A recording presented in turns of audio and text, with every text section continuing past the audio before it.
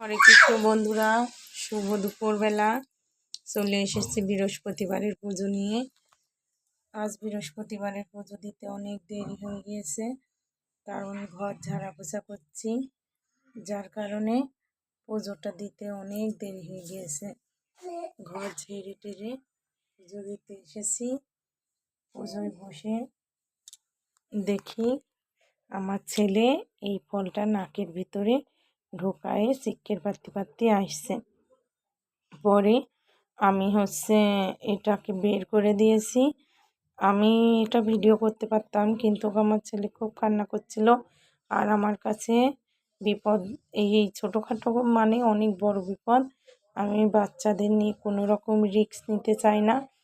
আমার অনেকে আছে এগুলো ভিডিও ধারণ করে নেটে ছাড়ে, কিন্তু ওগুলো আমার দ্বারাই হয় না, কারণ আমার ছেলের কষ্টটাই আমার কাছে আগে, ভিডিও করাটা আগে না।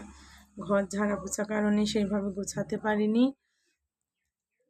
আজকে রাত 3:30টায় উঠে গুছিয়েছি। ঘরের লোকটা চেঞ্জ হয়ে গেছে। এটা হলো কলা এনেছে, সত্যনারায়ণ পুজো করবো, বড় ঠাকুরের পুজো করবো বলে কলা কিনে ধুয়েছে। গোপালের আসন টাসন এখনো পাততে পারিনি।